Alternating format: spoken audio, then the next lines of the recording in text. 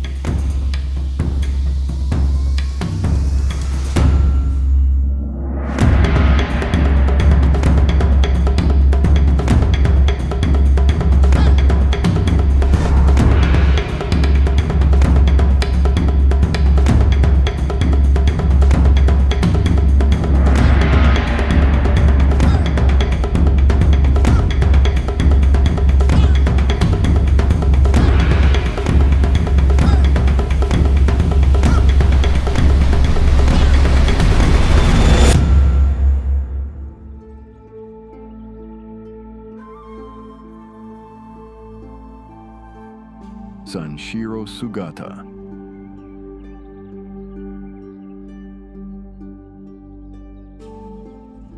In 1943, Akira Kurosawa made his directorial debut with Sanshiro Sugata, a film that marked the beginning of his legendary career. Adapting Tsuneo Tomida's novel, Kurosawa tells the story of Sanshiro, a young man leaving behind the rigid techniques of jujitsu to embrace the fluid discipline of judo under Master Shogoro Yano. This journey is more than physical training. It's a profound transformation. Through discipline, humility, and spiritual growth, Sanshiro discovers that true strength lies within. In one unforgettable scene, he sits submerged in a lotus pond, a striking visual metaphor for his purification and commitment to a new way of life. From the very start, Kurosawa's innovative eye for visual storytelling is evident. His dynamic camera work, symbolic use of nature, and pioneering use of slow motion during fight scenes injected a fresh energy into Japanese cinema, establishing a cinematic language that was uniquely his. Despite wartime censorship cutting 17 minutes, Sanshiro Sugata resonated deeply with audiences.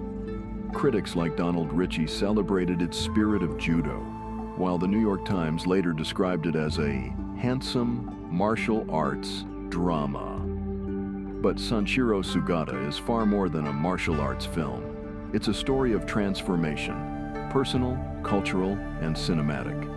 It introduced the world to Kurosawa's signature themes of growth and the clash between tradition and progress.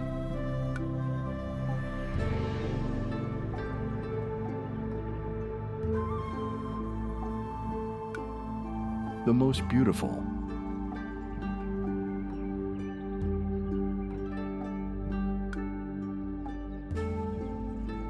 In 1944, amidst the height of World War II, Akira Kurosawa directed The Most Beautiful, his second film, and a striking semi-documentary that offers a rare glimpse into the lives of female factory workers in Japan. Set in a real optics factory in Hiratsuka, the story highlights their resilience and unwavering commitment to wartime production, shedding light on the human side of the home front's efforts. Kurosawa's commitment to realism was evident in his unique approach. He required the actresses to live and work alongside factory employees, resulting in authentic performances that captured the camaraderie and determination of these women. Through intimate storytelling and evocative close-ups, Kurosawa elevated what could have been simple propaganda into a powerful meditation on endurance, sacrifice, and gender roles. The production also marked a personal milestone for Kurosawa as he met his future wife, Yoko Yaguchi, whose standout performance in the lead role added depth and authenticity to the film. critics have often noted the dual nature of the most beautiful. It reflects the nationalistic tone of wartime cinema, while showcasing Kurosawa's ability to infuse state-mandated storytelling with humanity and compassion. Despite its propagandist origins, the film transcends its initial purpose, offering a timeless reflection on duty, perseverance, and the quiet strength of individuals in the face of adversity. As an early entry in Kurosawa's filmography, The Most Beautiful demonstrates his talent for balancing state demands with artistic integrity, a skill that would define his legendary career.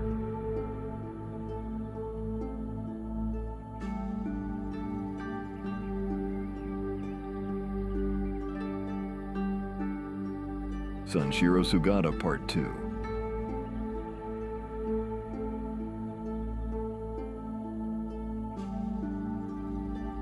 In 1945, as World War II drew to a close, Akira Kurosawa released Sanshiro Sugata Part II, continuing the story of his first film's iconic protagonist. Crafted amidst the pressures of wartime propaganda, this sequel, also known as Zoku Sugata Sanshiro, sought to capitalize on the success of its predecessor. Now a seasoned judo master, Sanshiro faces new challenges that test his honor and discipline. From battling an American boxer to confronting vengeful karate fighters, his journey reflects the broader tensions of the Meiji era, where traditional Japanese values clashed with Western influences. While the film carries elements of cultural nationalism, emphasizing the philosophical superiority of judo over Western sports like boxing, Kurosawa's humanistic touch shines through. Sanshiro's internal struggle, balancing the integrity of judo with its commercialization, adds depth to the narrative, exploring themes of resilience and self-discovery. Visually, Kurosawa continues to evolve. The climactic fight on a snowy mountainside, a breathtaking nod to nature's power, highlights his growing mastery of cinematic composition. These dramatic settings elevate the action, blending physical combat with spiritual undertones. Though some critics, like Donald Ritchie, found the sequel less innovative than the original, Sanshiro Sugata Part II remains a vital piece of Kurosawa's early filmography. It showcases his experimentation with techniques like axial cuts and no-inspired staging, hinting at the groundbreaking style he would later perfect. While often overshadowed by its predecessor, this sequel extends the journey of a martial artist navigating the interplay of tradition and progress, offering a glimpse into Kurosawa's developing genius. It stands as a noteworthy chapter in Japanese cinema, reflecting both the art and challenges of its time.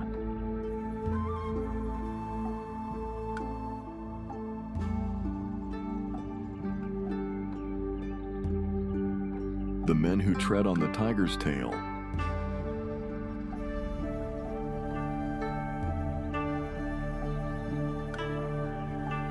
In 1945, as World War II came to an end, Akira Kurosawa directed They Who Tread on the Tiger's Tail, a unique blend of traditional Japanese theater and cinematic innovation. Based on the kabuki play Kanjincho, which itself drew from the Noh drama Ataka, the story follows Yoshitsune Minamoto and his loyal samurai as they disguise themselves as monks to evade capture by enemy forces. Kurosawa's adaptation adds a bold twist with the inclusion of a comedic porter, played by popular comedian Kenichi Enomoto. This irreverent character challenges the solemnity of the samurai code, offering a subtle critique of feudal hierarchy while balancing humor with the tension of the narrative. Despite its modest runtime, the film faced censorship from both Japanese wartime authorities, who disapproved of its lighthearted tone, and American occupation forces, who found its feudal themes unsuitable for a democratic Japan. These delays meant the film wasn't released until 1952. Visually, Kurosawa's use of no music and the theatrical structure of Johaku creates a dynamic and suspenseful atmosphere. His ability to convey movement and drama with minimal sets demonstrates his resourcefulness during wartime. While less celebrated than his later works, They Who Tread on the Tiger's Tail offers an early glimpse into Kurosawa's genius, blending tradition with modernity and subverting genre expectations. It remains a fascinating chapter in his filmography, showcasing his talent for innovation even under challenging circumstances.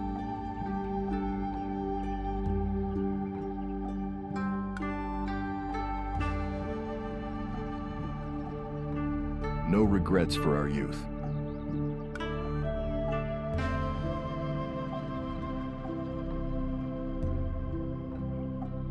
In 1946, as Japan grappled with its post-war identity, Akira Kurosawa released No Regrets for Our Youth, his first major work after World War II. Inspired by the real-life Takigawa incident, the film tells the story of Yukie Yagihara, played by Setsuko, a privileged young woman who evolves into a symbol of resistance against oppression. Spanning the 1930s through the war's aftermath, the film explores themes of individual conscience, political activism, and personal sacrifice. Yukie's journey is one of transformation, from a professor's sheltered daughter to a woman who embraces struggle and conviction. Her love for an activist ultimately leads her to endure persecution and hardship, culminating in her choice to live with his ostracized family after his execution. Kurosawa's decision to center the narrative on a female protagonist was groundbreaking, diverging from traditional Japanese cinema at the time. His striking black-and-white cinematography enhances the film's moral weight, particularly in symbolic scenes like Yukie planting rice, an act of resilience and renewal that visually encapsulates Japan's ideological shift. While No Regrets for Our Youth aligned with the Allied occupation's push for democratization, it transcended propaganda, serving as Kurosawa's critique of Japan's militaristic past and his vision for a democratic future. Critically acclaimed, the film ranked second in Kinema Junpo's Best Films of 1946 and was praised by Donald Ritchie as Kurosawa's first perfect film. Some critics, however, saw Yukie as more of a symbolic figure than a fully realized character. More than a historical drama, No Regrets for Our Youth remains a profound meditation on the struggle between personal morality and societal pressure. It stands as a testament to Kurosawa's evolving artistry and his commitment to telling stories of resilience, courage, and the pursuit of justice.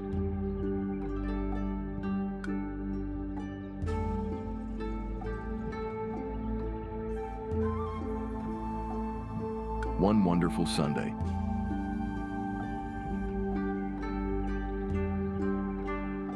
In 1947, as Japan struggled to rebuild after the war, Akira Kurosawa directed One Wonderful Sunday, a deeply humanistic film capturing hope amidst devastation.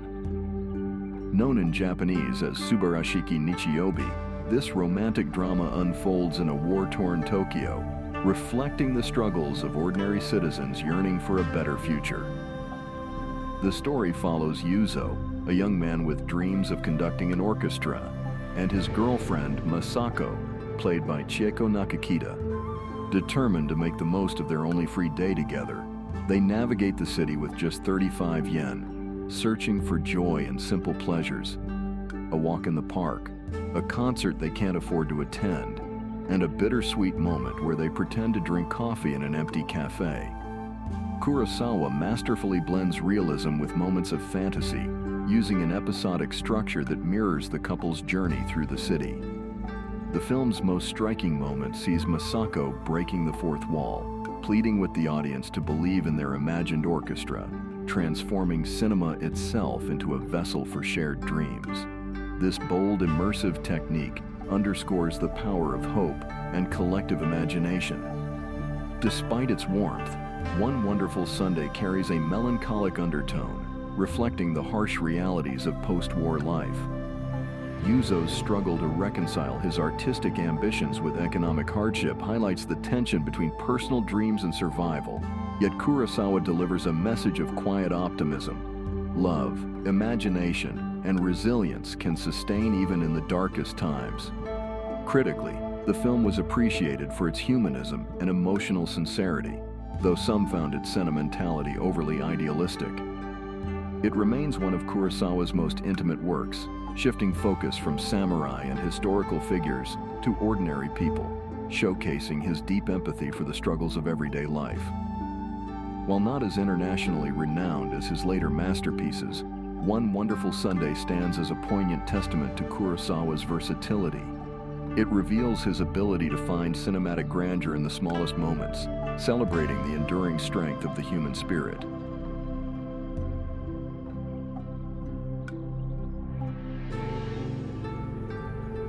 Drunken Angel.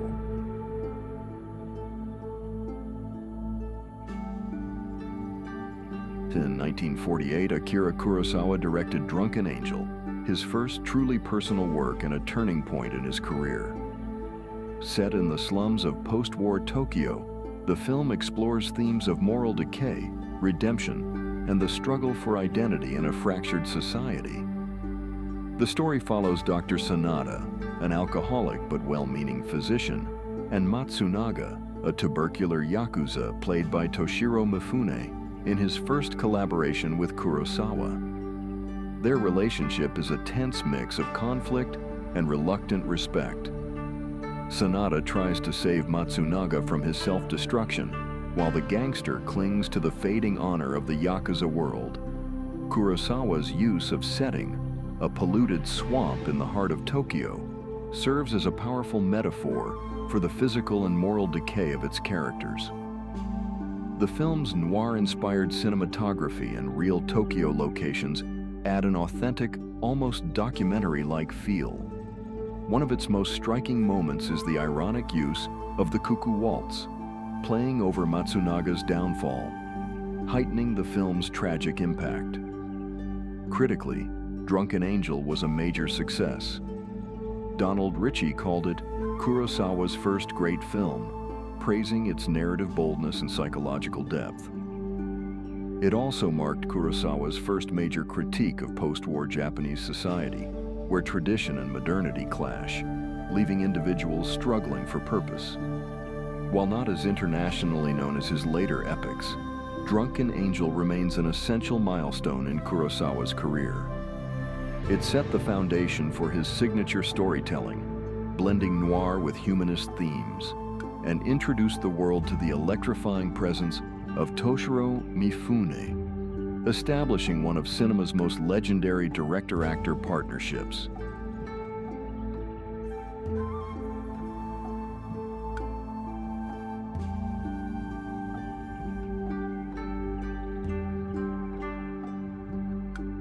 The Quiet Duel.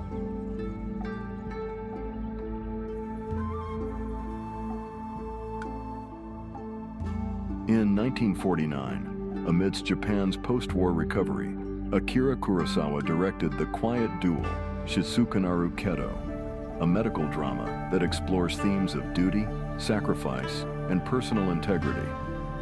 Unlike Kurosawa's grand historical epics, this introspective film focuses on the quiet, unseen struggles of an individual confronting an incurable disease. The story follows Dr. Kyoji Fujisaki, played by Toshiro Mifune, a dedicated army surgeon who contracts syphilis during an operation on an infected patient. Upon returning home, he chooses to keep his condition a secret, treating himself while continuing his medical practice. His internal battle extends beyond the disease itself. He also faces the emotional weight of sacrificing his future, including breaking off his engagement with his fiancée, Misao, to protect her from the stigma of his illness.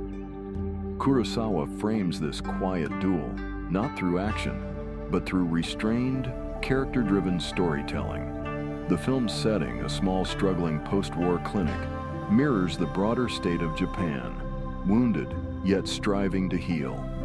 Kurosawa's use of close-ups and intimate compositions highlights Kyoji's silent suffering, with Mifune delivering a performance that oscillates between stoicism and deep vulnerability. The film also features Takashi Shimura as Kyoji's father, reinforcing themes of generational responsibility and the weight of moral decisions.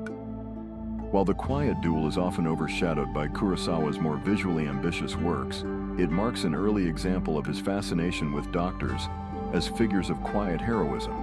an idea he would revisit in Drunken Angel and Redbeard. Critically, The Quiet Duel has received mixed reviews.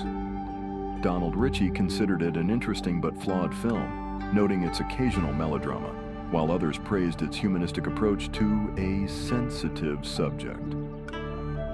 Though not among Kurosawa's most famous works, it remains a compelling study of personal responsibility and the battles we fight within ourselves, away from public view. While subdued compared to Kurosawa's later masterpieces, The Quiet Duel stands as a testament to his ability to craft profound moral dilemmas in the simplest of settings, proving that sometimes the most intense struggles are the ones fought in silence.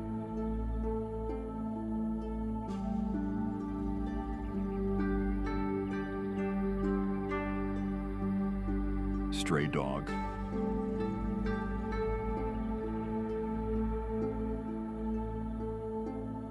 In 1949, Akira Kurosawa directed Stray Dog, Nora Inu, a film that blends crime drama with noir aesthetics and a profound exploration of post-war Japan's societal struggles.